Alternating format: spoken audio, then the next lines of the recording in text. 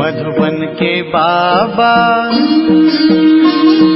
मधुबन के बाबा मुरली वाले, आपका क्या कहना,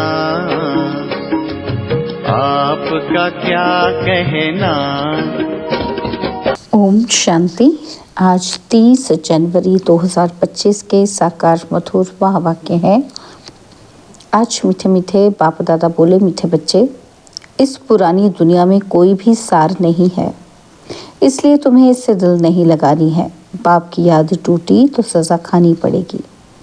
बाबा ने कहा, मीठे बच्चे, इस पुरानी दुनिया में कोई भी सार नहीं है, इसलिए तुम्हें इससे दिल नहीं लगानी है। बाप की याद टूटी तो सज़ा खानी पड़ेगी। बाबा ने आज प्रश्न पूछा है कि बाप का मुख्य डायरेक्शन क्या है, उसका उल्लंघन क्यों होता है। उत्तर में बाबा ने कहा, बाप का डायरेक्शन है किसी से सेवा मत लो, क्योंकि तुम खुद सर्वेंट हो, परंतु देह अभिमान के कारण बाप के इस डायरेक्शन का उल्लंघन करते हैं। बाबा कहते, तुम यहाँ सुख लेंगे तो वहाँ का सुख कम हो जाएगा। कई बच्चे कहते हैं हम तो इंडिपेंडेंट रहेंगे, परंतु तुम सब बाप पर डिपेंड करते हो। मुरली का गीत है, दिल का सहारा टूट न जाए। ओम शांति। शिव भगवानुवाच अपने शालिग्रामों प्रति। शिव और शालिग्राम को तो सब मनुष्य जानते हैं, दोनों निराकार हैं। अब श्री कृष्ण भगवानुवाच कह नहीं सकते, भगवान एक ही होता है, तो शिव भगवानुवाच किसके प्रति? रूहानी बच्चों प्रति। बाबा ने समझाया है कि बच्चों का अब कनेक्शन है ही बाप से, क्योंकि पतित पावन ज्ञान का सागर, स्वर्ग का वर्षा देने वाला तो शिव बाबा ही ठहरा। याद भी उनको करना है। ब्रह्मा है उनका भाग्यशाली रथ, रथ द्वारा ही बाप वर्षा देते हैं। ब्रह्मा वर्षा देने वाला नहीं है, वह तो लेने वाला है। तो बच्चों को अपने को आत्मा समझ बाप को याद करना है। मिसला समझो, रथ को कोई तकलीफ होती है, वह कारणे अकारणे बच्चों को मुरली नहीं मिलती है, तो बच्चों का सारा अटेंशन जाता है शिव बाबा तरफ। वह तो कभी बीमार पड़ ही नहीं सकते। बच्चों को इतना ज्ञान मिला है, वह भी समझा सकते हैं। प्रदर्शनी में बच्चे कितना समझाते हैं, ज्ञान तो बच्चों में है ना। हर एक की बुद्धि में चित्रों का ज्ञान भरा हुआ है, बच्चों को कोई अटक नहीं रह सकती। समझो, पोस्ट का आना जाना बंद हो जाता है, स्ट्राइक हो जाती है, फिर क्या करेंगे? ज्ञान तो बच्चों में है। समझाना है कि सतयुग था, अब कलयुग पुरानी दुनिया है। गीत में भी कहते हैं, पुरानी दुनिया में कोई सार नहीं है, इनसे दिल नहीं लगानी है, नहीं तो सज़ा मिल जाएगी। बाप की याद से सजाएं कटती जाएंगी। ऐसा ना हो बाप की याद टूट जाए, फिर सज़ा खानी पड़े और पुरानी दुनिया में चले जाएं। ऐसे तो ढेर गए हैं जिनको बाप याद भी नहीं है। पुरानी दुनिया से दिल लग गई, ज़माना बहुत ख़राब है। कोई से दिल लगाई तो सज़ा बहुत मिलेगी। बच्चों को ज्ञान सुनना है, भक्ति मार्ग के गीत भी नहीं सुनने हैं। अभी तुम हो संगम पर। ज्ञान सागर बाप द्वारा तुमको संगम पर ही ज्ञान मिलता है। दुनिया में ये किसी को पता नहीं है कि ज्ञान सागर एक ही है। वह जब ज्ञान देते हैं तब मनुष्यों की सदगति होती है। सदगति दाता एक ही है, फिर उनकी मत पर चलना है। माया छोड़ती कोई को भी नहीं है। देह अभिमान के बाद ही कोई न कोई भूल होती है। तो बाबा कहते हैं, देह अभिमान के बाद ही कोई न कोई भूल होती है। कोई सहमी कामवश हो जाते हैं, कोई क्रोधवश। मनसा में तूफान बहुत आते हैं, प्यार करें ये करें, कोई के शरीर से दिल नहीं लगानी है। बाप कहते हैं, अपने को आत्मा समझो तो शरीर का भान ना रहे, नहीं तो बाप की आज्ञा का उल्लंघन हो जाता है। देह अहंकार से नुकसान बहुत होता है, इसलिए देह सहित सब कुछ भूल जाना है। सिर्फ बाप को और घर को याद करना है। आत्माओं को बाप समझाते हैं, शरीर से काम करते मुझे याद करो तो विकर्म भस्म हो जाएंगे। रास्ता तो बहुत सहज है। यह भी समझते हैं कि तुमसे भूलें होती रहती हैं, परंतु ऐसा ना हो कि भूलों में फंसते ही जाओ। एक बारी भूल हुई फिर वह भूल नहीं करनी चाहिए। अपना कान पकड़ना चाहिए कि फिर ये भूल नहीं होगी। पुरुषार्थ करना चाहिए। अगर घड़ी घड़ी भूल होती है तो समझना चाहिए कि हमारा बहुत नुकसान होगा। भूल करते करते तो दुर्गति को पाया है ना, तो कितनी बड़ी सीढ़ी उतरकर क्या बने हैं। आगे तो ये ज्ञान नहीं था। अभी नंबरवार पुरुषार्थ अनुसार ज्ञान में सब प्रवीण हो गए हैं। कितना जितना हो सके अंतर्मुखी भी रहना है। मुख से कुछ कहना नहीं है। जो ज्ञान में प्रवीण बच्चे हैं वह कभी पुरानी दुनिया से दिल नहीं लगाएंगे। उनकी बुद्धि में रहेगा कि हम तो रावण राज्य का विनाश करना चाहते हैं। यह शरीर भी पुराना रावण संप्रदाय का है, तो हम रावण संप्रदाय को क्यों याद करें। एक राम को याद करें, सच्चे पिता व्रता बने ना। बाप कहते हैं मुझे याद करते रहो तो तुम्हारे विकर्म विनाश हो जाएंगे। पिता व्रता अथवा भगवान व्रता बनना चाहिए। भक्त भगवान को ही याद करते हैं कि हे भगवान, आकर हमें सुख शांति का वर्षा दो। भक्ति मार्ग में तो कुर्बान जाते हैं, बलि चढ़ते हैं। यहाँ बलि चढ़ने की बात तो है ही नहीं। हम तो जीते जी मरते हैं, गोया बलि चढ़ते हैं। यह है जीते जी बाप का पन्ना, क्योंकि उनसे वर्षा लेना है, उनकी मत पर चलना है। जीते जी बलि चढ़ना, वारी जाना वास्तव में अभी की बात है। भक्ति मार्ग में वह फिर कितना जीव घात आदि करते हैं। यहाँ जीव घात की बात नहीं। बाप कहते हैं अपने को आत्मा समझो, बाप से योग लगाओ, देह अभिमान में नहीं आओ। उठते बैठते बाप को याद करने का पुरुषार्थ करना है। 100% पास तो कोई हुआ ही नहीं है। नीचे ऊपर होते रहते हैं, भूलें होती रहती हैं। उस पर सावधानी नहीं मिलेगी तो भूलें छोड़ेंगे कैसे। माया किसी को भी छोड़ती नहीं है। कहते हैं बाबा हम माया से हार जाते हैं, पुरुषार्थ करते भी हैं, फिर पता नहीं क्या होता है। हमसे इतनी कड़ी भूलें पता नहीं कैसे हो जाती हैं। समझते भी हैं कि ब्राह्मण कुल में इससे हमारा नाम बदनाम होता है, फिर भी माया का वार ऐसा वार होता है जो समझ में ही नहीं आता। देह अभिमान में आने से जैसे बेसमझ बन जाते हैं, और बेसमझी के काम होते हैं तो ग्लानि भी होती है, वर्षा भी कम हो जाता है। ऐसे बहुत भूले करते हैं। माया ऐसा जोर से थप्पड़ लगा देती है जो खुद तो हार खाते हैं और फिर गुस्से में आकर किसी को थप्पड़ व जूता मार आदि मारने लग पड़ते हैं और फिर पश्चाताप भी करते हैं। बाबा कहते हैं कि अब तो बहुत मेहनत करनी पड़े। अपना भी नुकसान किया तो दूसरे का भी नुकसान किया, कितना घाटा हो गया। राहु का ग्रहण बैठ गया। अब बाप कहते हैं दे दान तो छूटे ग्रहण। राहु का ग्रहण बैठता है तो फिर वह टाइम लेता है। सीढ़ी चढ़कर फिर उतरना मुश्किल होता है। मनुष्य को शराब की आदत पड़ती है तो फिर वह छोड़ने में कितनी मुश्किलात होती है। सबसे बड़ी भूल है काला मुंह करना। घड़ी घड़ी शरीर याद आता है और फिर बच्चे आदि होते हैं तो उनकी ही याद बनी रहती है। वह फिर दूसरों को ज्ञान क्या देंगे, उनका कोई सुनेंगे भी नहीं। हम तो अभी सबको भूलने की कोशिश कर एक को याद करते हैं। इसमें संभाल बहुत करनी पड़ती है। माया बड़ी तीखी है। सारा दिन शिव बाबा को याद करने का ही ख्याल रहना चाहिए। अब नाटक पूरा होता है, हमको जाना है। यह शरीर भी खत्म हो जाना है। जितना बाप को याद करेंगे तो देह अभिमान टूटता जाएगा और कोई की भी याद नहीं होगी। कितनी बड़ी मंजिल है। सिवाय एक बाप के और कोई के साथ दिल नहीं लगानी है, नहीं तो ज़रूर वह सामने आएंगे, वैर ज़रूर लेंगे। बहुत ऊंची मंजिल है। कहना तो बड़ा सहज है कि लाखों में कोई एक दाना निकलता है और कोई स्कॉलरशिप भी लेते हैं ना। जो अच्छी मेहनत करेंगे ज़रूर स्कॉलरशिप लेंगे। साक्षी हो देखना है कैसे सर्विस करता हूँ। बहुत बच्चे चाहते हैं कि जिस्मानी सर्विस छोड़ इसमें लग जावें, परंतु बाबा सर्कमस्टांस भी देखते हैं। अकेला है, कोई संबंधी नहीं है तो हर्षा नहीं।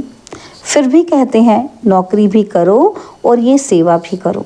नौकरी में भी बहुतों के साथ मुलाकात होगी। तुम बच्चों को ज्ञान तो बहुत मिला हुआ है। बच्चों द्वारा भी बाप बहुत सर्विस कराते रहते हैं। कोई में प्रवेश कर सर्विस करते हैं, सर्विस तो करनी ही है। जिनके माथे मामला वो नींद कैसे करे। शिव बाबा तो है ही जागती ज्योत। बाप कहते हैं मैं तो दिन रात सर्विस करता हूँ, थकता शरीर है। फिर आत्मा भी क्या करे, शरीर काम नहीं देता है। बाप तो अथक है ना, वह है जागती ज्योत, सारी दुनिया को जगाते हैं। उनका पाठ ही वंडरफुल है, जिसको तुम बच्चों में भी थोड़े जानते हैं। कालों का काल है बाप, उनकी आज्ञा नहीं मानेंगे तो धर्मराज से डंडा खाएंगे।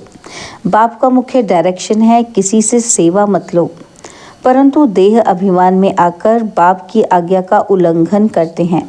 बाबा कहते तुम खुद सर्वेंट हो, जहाँ सुख लेंगे तो वहाँ सुख कम हो जाएगा। आदत पड़ जाती है तो सर्वेंट बिगड़ रह ही नहीं सकते हैं। कई कहते हैं हम तो इंडिपेंडेंट रहेंगे, परंतु बाप कहते हैं डिपेंड रहना अच्छा है। तुम सब बाप पर डिपेंड रहते हो, इंडिपेंडेंट बनने से गिर पड़ते हैं। तुम सब डिपेंड करते हो शिव बाबा पर, सारी दुनिया डिपेंड करती है। तभी तो कहते हैं हे पतित पावन आओ। उनसे ही सुख शांति मिलती है, परंतु समझते नहीं हैं। यह भक्ति मार्ग का समय भी पास करना ही है। जब रात पूरी होती है तब बाप आते हैं, 1 सेकंड का भी फर्क नहीं पड़ सकता। बाप कहते हैं मैं इस ड्रामा को जानने वाला हूँ। ड्रामा के आदि मध्य अंत को और कोई भी नहीं जानते। सतयुग से लेकर यह ज्ञान प्रायलोप है। अभी तुम रचयिता और रचना के आदि मध्य अंत को जानते हो, इसको ही ज्ञान कहा जाता है। बाकी सब है भक्ति। बाप को नॉलेजफुल कहते हैं, हमको वह नॉलेज मिल रही है। बच्चों को नशा भी अच्छा होना चाहिए, परंतु यह भी समझते हैं कि राजधानी स्थापन होती है। कोई तो प्रजा में भी साधारण नौकर चाकर बनते हैं। जरा भी ज्ञान समझ में नहीं आता। वंडर है ना, ज्ञान तो बड़ा सहज है। 84 जन्मों का चक्र अब पूरा हुआ है, अब जाना है अपने घर। हम ड्रामा के मुख्य एक्टर्स हैं, सारे ड्रामा को जान गए हैं। सारे ड्रामा में हीरो हीरोइन एक्टर हम हैं। कितना सहज है, परंतु तकदीर में नहीं है तो तदबीर भी क्या करे। पढ़ाई में ऐसा होता है, कोई ना पास हो जाते हैं। कितना बड़ा स्कूल है, राजधानी स्थापन होनी है। अब जितना जो पढ़ेंगे बच्चे जान सकते हैं कि हम क्या पद पाएंगे। ढेर के ढेर हैं, सब वारिस तो नहीं बनेंगे। पवित्र बनना बड़ा मुश्किल है। बाप कितना सहज समझाते हैं। अब नाटक पूरा होता है। बाप की याद से सतोप्रधान बन सतोप्रधान दुनिया का मालिक बनना है।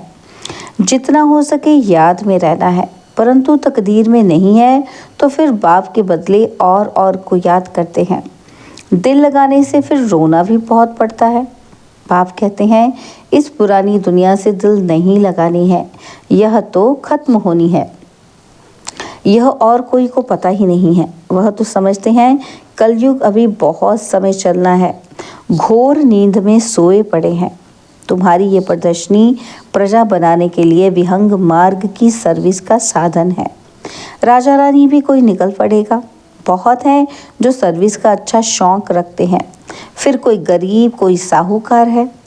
औरों को आप समान बनाते हैं, उनका भी फायदा तो मिलता है ना। अंधों की लाठी बनना है। सिर्फ यह बतलाना है कि बाप और वर्षे को याद करो। विनाश सामने खड़ा है। जब विनाश का समय नज़दीक देखेंगे तब तुम्हारी बातों को सुनेंगे। तुम्हारी सर्विस में वृद्धि को पाती जाएगी। समझेंगे बरोबर ठीक है, तुम रड़ियाँ तो मारते रहते हो कि विनाश होना है। तुम्हारी प्रदर्शनी मेला सर्विस को वृद्धि पाती ही रहेगी। कोशिश करनी है कि कोई अच्छा हॉल मिल जाए। किराया देने के लिए तो हम तैयार हैं। बोलो, तुम्हारा और ही नाम वाला होगा। ऐसे बहुतों के पास हाल पड़े होते हैं। पुरुषार्थ करने से 3 पैर पृथ्वी के मिल जाएंगे। जब तक तुम छोटी छोटी प्रदर्शनी रखो। शिव जयंती तो तुम मनाएंगे तो आवाज़ होगा। तुम लिखते भी हो शिव जयंती की छुट्टी का दिन मुकर्रर करो। वास्तव में जन्मदिन तो एक का ही मनाना चाहिए, वही पतित पावन है। स्टैंप भी वास्तव में असली यह त्रिमूर्ति की है। सत्यमेव जयते, यह है विजय पाने का समय। समझाने वाला भी अच्छा चाहिए। सभी सेंटर्स के जो मुख्य हैं उनको अटेंशन देना पड़े। अपनी स्टैंप निकाल सकते हैं। यह है त्रिमूर्ति शिव जयंती। शिव जयंती कहने से समझ नहीं सकेंगे। अब काम तो बच्चों को ही करना है। बहुतों का कल्याण होगा तो कितनी लिफ्ट मिलेगी। सर्विस की लिफ्ट बहुत मिलती है। प्रदर्शनी से बहुत सर्विस हो सकती है। प्रजा तो बनेगी ना। बाबा देखते हैं सर्विस पर किन बच्चों का अटेंशन रहता है, दिल पर भी वही चढ़ेंगे। अच्छा, मीठे मीठे सिकिलदे बच्चों प्रति माता पिता बाप दादा का याद प्यार और गुड मॉर्निंग। रूहानी बाप की रूहानी बच्चों को नमस्ते। हम रूहानी बच्चों की रूहानी बाप दादाजी को दिलवा जान सिकवा प्रेम से नमस्ते। ओम शांति। प्यारे बाबा, मीठे बाबा, मेरे बाबा, शुक्रिया बाबा, शुक्रिया बाबा, शुक्रिया। धारणा के लिए मुख्य सार है। पहला पॉइंट है, अगर एक बार कोई भूल हुई तो उसी समय कान पकड़ना है, दोबारा वह भूल ना हो। कभी भी देह अहंकार में नहीं आना है। ज्ञान में प्रवीण बन अंतर्मुखी रहना है। और सेकंड पॉइंट है, सच्चा पिता व्रता बनना है। जीते जी बलि चढ़ना है। किसी से भी दिल नहीं लगानी है। बेसमझी का कोई भी काम नहीं करना है। बाबा ने आज हमें वरदान दिया, जुदाई को सदा काल के लिए विदाई देने वाले स्नेही स्वरूप भव। जुदाई को सदा काल के लिए विदाई देने वाले स्नेही स्वरूप भव। जो स्नेही को पसंद है वही स्नेह करने वाले को पसंद हो, यही स्नेह का स्वरूप है।